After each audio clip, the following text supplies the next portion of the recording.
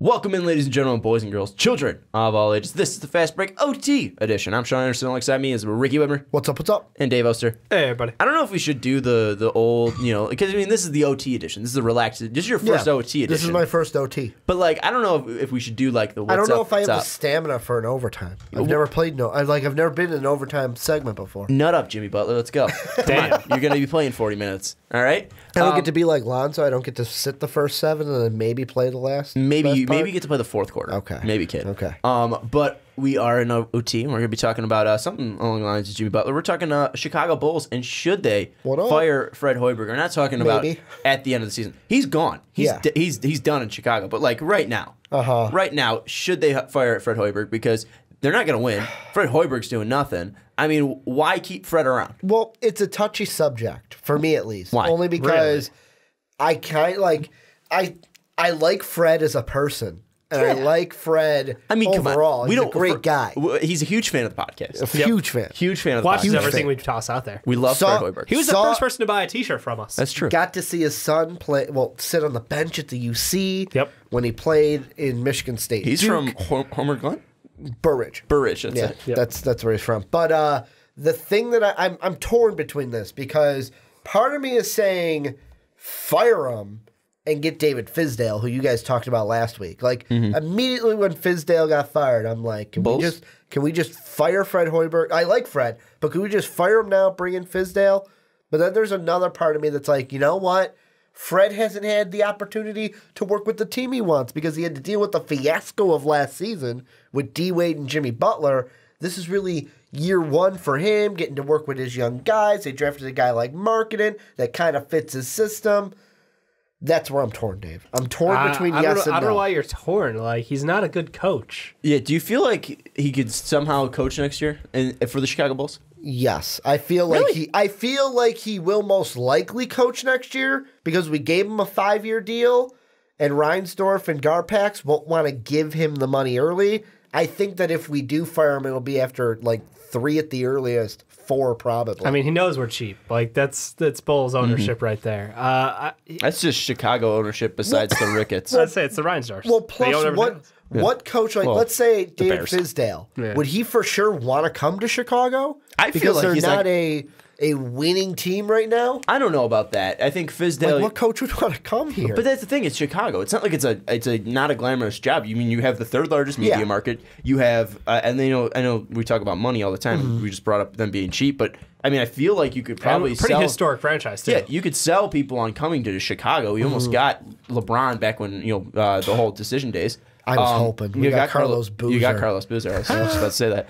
You got D. Wade to come back. I mean, he did have hometown ties, but I mean, I feel like it wouldn't be a terrible spot for people to pick up. I mean, you have Larry to come in, so you have Chris Dunn looking good recently. You got Chris Dunn. You have Zach LaVine. I mean, there's some hope, and you're probably gonna have the number 1 pick as well. I mean, I don't feel like Fizdale would turn down an NBA coaching job again. No, I don't think he would either. But I wonder if there's going to be another team out there that he'd be like, yeah, I'm going to go to them over you. But right now there isn't a position, at least. I'm looking at it, that it is for sure gone. Maybe the Suns is sort of open right now. Yeah, Suns, because they have JB Bickerstaff, right? No, JB Bickerstaff took over for I think he took over. Oh, no, they fired the head coach to start the season pretty much. Yeah, they played Booty, Earl Watson. Got fired. I think JB took over from Memphis. Jay Toronto. Jay Toronto, former Raptors head coach. But yeah, Triano took over. It's for the Suns. I mean, so you could look there, but I feel like Chicago is more glamorous than Chicago because you look at the same position. I mean, similar position at least. But rebuilding, you have Devin Booker, obviously T.J. Warren, Josh Jackson. You have more at least players already there, Bender and Chris. But Chicago's more glamorous than Phoenix. The thing that would, and this is all hypothetical because Hoiberg's still hired, but let's say Hoiberg was fired. The thing that would be the turning point for a candidate with the Bulls is, how does this team look with Zach LaVine? Because, I mean, that's the one thing we got to understand is Zach LaVine is not like chopped liver just because he was injured most of this year. No, I mean, he was the key piece. He's going to come in and he's going to be pretty good, and the only thing I worry about is him playing and us losing the number 1 pick because of him. Well, that's why we're trying extra hard right now to lose games, Ricky. Well, and he's going to come back in January. The Hawks gain momentum on us? Yeah. He probably could be back, this week or next week, but we're going to hold him out until January. To play it safe. Casey Johnson said he's coming back in January. Yeah, we're really trying to play it safe, take our time, because there's no rush. Because, look, I'm fine with paying these losses on Hoiberg. Look, we don't need to fire him today. I just don't think he's the coach for the Bulls for the future. Like, I don't see him taking the roster we have today, or even pieces of this roster, and turn this into a winning franchise again. Is he the Vinny Del Negro? But he's a transitional coach. But besides the money reason, because obviously we brought up that the Ryan Sorcerer chief, or at least Jerry is. Looking at it, I mean, do you feel like the front office realizes that Fred isn't the coach of the future, or like do you feel like they're like, well, let's give him a shot? What do you think the mindset right now is Chicago Bulls? Because right now, this team looks like nothing. Yes, they have nothing on this team, but even when they had something, they were, the mindset's going to be not to fire him, only because it's why you wouldn't want to fire him mid-contract, have to pay him out, then pay another coach if you're not going to make the playoffs. We just got done win a championship. It's let's keep him around, build this team with him, and then when the team starts to turn the corner, that's when they axe him. When do you feel like he's going to be axed, though? Like I said, after either next year at the earliest or the year after that. I don't think he makes it the whole 5 years. I think. Wouldn't the year after that be his 5th year? This is his 2nd year, I think. No. This is his 3rd year. This is his 3rd year? Then that would be his last year. Next year. So you feel like he has the chance to coach out the contract? Maybe. In what you just said? Maybe, yeah. Do you feel like he has a chance to coach out the contract? I feel a 0% chance to do that. When is he fired? I think he should be fired. Not when you think he should be. When he be? Will. I think because he should be fired right now. In my mind, I thought I was saying this like into year 1 of him being hired. I don't totally disagree with that thought. I would say probably right before the draft, I would like to have a new coach, or if that's not the case, by like all-star break of the next season, or depending on if they get off to like a sun start, like Earl Watson style, pull the plug on that shit. I don't want to watch that, but. Honestly, like it shouldn't take this long. I think that you want to have a new coach with these young guys to put his stamp on the team to make sure they're under his tutelage. It's not that I don't trust Fred Hoiberg, as a like players coach, because he seems to be fairly hands off with his team. But he's not that good. I mean, it's not like Chicago's been like drama-free. Exactly. You have fucking Bobby Portis knocking out Mirotich's lights. You have Jimmy Butler and D-Wade last year just separating each other. You have D-Rose and Jimmy barking at each other in the first year, saying whose team it is. It's not like Fred has a handle over this. He's not handled conflict well. Let me just leave it at that. So that's why I'm thinking, like, look, let him finish out this season, eat all the losses, because we're going to lose like 45, 55, 60 games maybe. Who knows? And we go into the offseason, go get yourself one of the top, assistant coaches in the league. Go get yourself, if Fizdale's interested, if somebody like Mark Jackson's interested. I'm leaning more towards younger guys. You go Mark Jackson? I'm just tossing names. I'm leaning more towards younger guys who have been, assistant coaches or head coaches of D-League teams who have had a lot of success.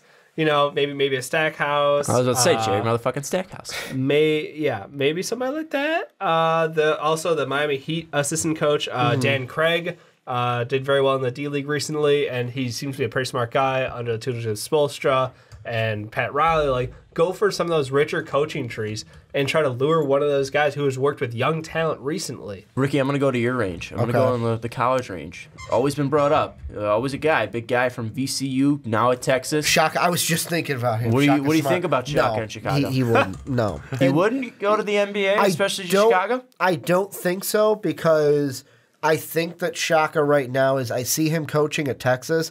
He's committed to Texas. No, he's got a great team going on. Yeah, he does. Except when they all fucking foul out and he's got to throw a 5'5" guard on Bagley, and Bagley can just boop put it right in on him. That game was hard to watch in overtime. Bamba still stuffed the shit out. I don't remember until he got fouled out. Yeah, I know. But I remember the fourth quarter. He was driving on the left side of the basket, and Bamba comes over. And I text Dave when it happened. I was like, "Oh my god!"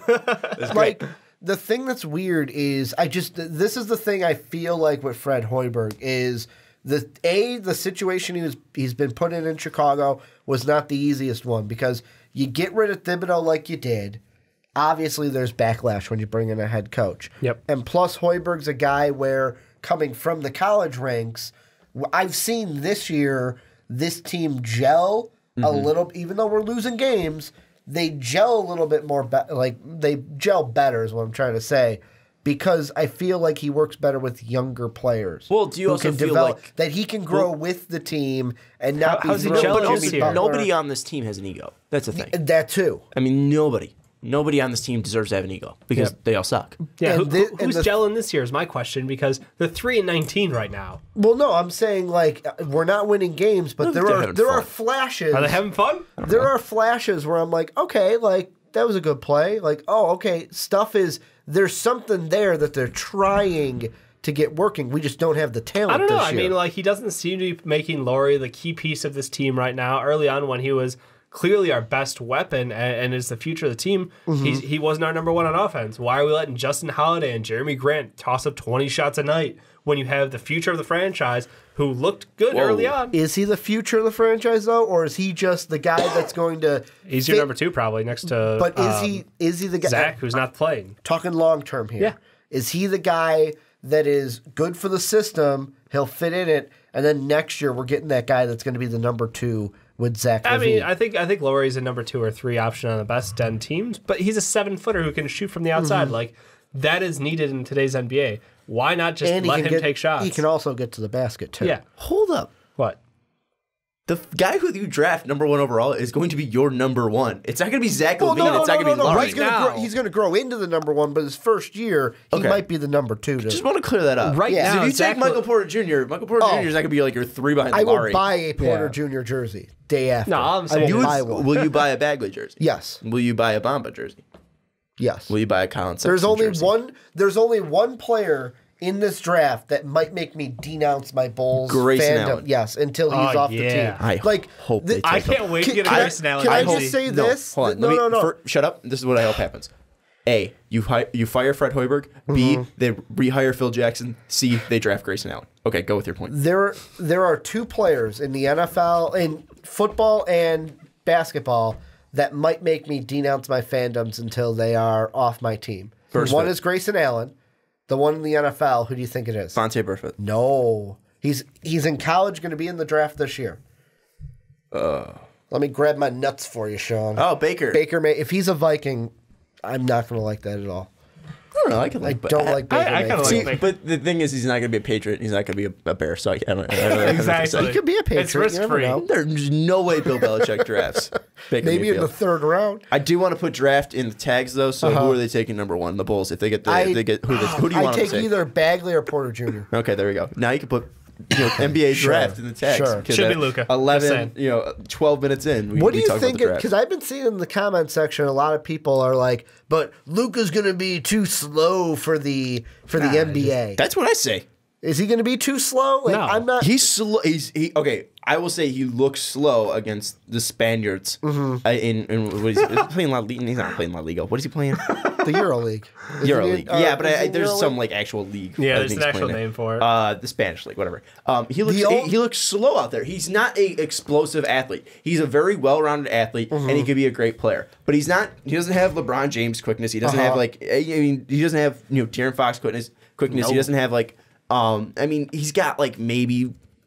He's not quick, is what I'm trying to say. I got you. I mean, obviously, you just stereotyping up your white guy out there. You got him slow. It's not that unathletic. You look at the. I'm not saying he's unathletic. He's a scrapper. He's just slow. His coach's son. I'm saying he's slow. That's all I'm saying. At least compared to NBA level talent, and I would say he's slow compared to Bagley, and I would say he's slow compared to Porter. I'm just saying the guys that are next to him that he's going up against, he's slow. And plus, in recent years, when we're looking top 5, except for Kristaps. Yep. When I look at things like Dragon Bender, I know that it's he's a development project. But he's still younger than half the people who came out last year. Like I get that, but that's not what I'm looking for. I said today, like I said, Porzingis was he's the exception. Unicorn. But then you got Mario Hezonja. How did he turn out? Frank. He was a douchey Frank kid. Looks good. But then you've got Exum. How has Exum been? Injury plagued. Embiid he's injured though. If Embiid wasn't injured, he'd be an exception. But technically he's not an international prospect since he played college ball. I wouldn't count him as international. You said Embiid. Oh, that's true. You said Embiid. Yeah. And same with Ben Simmons. Ben Simmons from Australia, I wouldn't count him as an international prospect because that's why I didn't. count Ben So that's Simmons. why I said to Dave when we were talking about best But even prospects, like Doncic is the best prospect that I've scouted, at least here at my time at MVP. He's the best international prospect I've scouted. Yeah. And it's not close because like Dragon Bender didn't really impress me. But Yeah. like when I look at Doncic, there's parts to be there, but he is slow. I mean, it's not like his knock would be he's slow. Everything else he's good at. Yeah. I mean, he's got to get better at his jumper, but that happens with time. I mean, Michael Jordan came into the league and couldn't shoot from three. Exactly. Remember, the Pistons passed up on Melo. I'm just They saying. drafted Darko. So you think Bagley, building around a big? Is that your plan for the Bulls' future? I Ricky? would go Bagley, more build so. around the bigs? I'm hoping for Michael Porter Jr., but I wouldn't be mad if they picked Bagley. Who do you want to pick? Because you're also a Bulls fan. I'm still leaning toward Luka. Like that's sort of my like until I am seeing people probably throughout the end of the season combine time. I really want to see what Porter turns out to be like when he's healthy. he's What does he injured. look like? Yeah. Hey, you played 2 minutes. Yeah, I mean those 2 minutes were just glorious. No, it's just, I need to see him. What does he look like when he's healthy? And that's really the big question. I don't believe Bagley is going to be the best option for them. Again, we kind of have the back and forth on like, can you build around a big in the NBA? Doesn't seem like it right now, but you can always prove people wrong. But it's not where I put my money. Ricky, final thoughts on the Bulls and Fred Hoiberg. It's a sad time in Chicago, but remember, last time we got the number 1 pick, we got Derrick Rose, so there's hope. And the time before that, what was it? Eddie Curry? Yes. The baby bold days. And before that, was it Yes. Jay Williams? Tragic. I believe so. That you're the one that's popping into my head is when we traded Tyrese Thomas. That was a second. That pick. was not a first. That was the overall second pick. for yeah. the fourth, I think. Yeah, I remember when we correctly. traded Tyrese Thomas. Yes, you did. Yeah. For LaMarcus Aldridge. Yeah. By the way, just want to rub that. Or no, Deep we in. got Tyrese We got Thomas. TT and You got we TT. traded You away got- you LaMarcus. traded That's LaMarcus. who we Yeah, traded Good away. deal. Good deal. Anyways, Fred Hoiberg, pack your dust. You're gonna be home soon, Eat the along L's. with John Fox. Eat the You and L's. John Fox are gonna be making great buddies on Lower Whacker. I want to ask you So- this: which college team feel bad would for you that want Hoiberg to go back to? Because he's not going to the NBA if he gets fired. No, he's not. Hey, give him a year off. What I mean, Iowa State has been doing. I mean, Should he all have? right. Should he have taken the Ohio State job? Is that what we're thinking? Last June, he should have just taken the Ohio State job. He had and the left option to. Chicago. He absolutely should He have. did. They fired that mod. I Yeah, forgot they about did. that. Yeah. They also fired Tom Crean in Indiana. Yeah. He deserved it. I don't know. I mean, what jobs are gonna be open? What jobs could be open? Give me the hottest job in college. Just real quick. Throw a couple out. The one that would be interesting, and I want to throw this out basically because of the fiasco that the Ball family has had. But what if UCLA job opens up? Yeah, I mean, they have Alfred, if they have Alfred a- wasn't successful before Lonzo. True. I like that. But how does Freddie recruit on the West Coast? I have no idea. He was Neither. he was the mayor of Ames. Neither do I. beforehand. Yeah. Maybe he goes to Creighton. Who knows? Maybe. Maybe takes out That Dougie. means Maybe if- takes out Dougie's dad. Yeah, if Dougie's dad wants to leave. We'll see. I'm not sure. I'm not too versed in the college coaching Yeah. game. Give More of me I a focus mo- on the players. Give me conference time before I figure out what jobs will be open. Anyways, Fred, it was nice knowing you in Chicago. You and John Fox He's are not going to get fired now. Audi 5000. I would say. Why don't we eat the L's? I would say, you know what? Is that a balanced diet? When they eating those? fire Fred Hoiberg, when they fire John Fox, Fred Hoiberg's fired within the week. You think so? Yeah, Okay. I'm gonna say that. I'm gonna go bold. Fuck You're it, saying hot he's take. fired mid-season. Yeah, after the All-Star break. Worked for the Blackhawks, worked for the Cubs. Might as well keep it trying on the South Side. Bada bing. There you go. Anyways, that's gonna wrap up the Fast Break OT edition. Ricky Widmer, Dave Oster. Check out patreon.com/postwebpodcast. Also, look in the description. We're selling t-shirts. Check that out. Also, if you're listening on iTunes, which you're not, because this only goes up on YouTube, rate us 5 stars. Onside Kick, Fast Break Podcast, Rick and Johnny Podcast, Primetime Podcast. Were you gonna say something? No. Okay. Bye.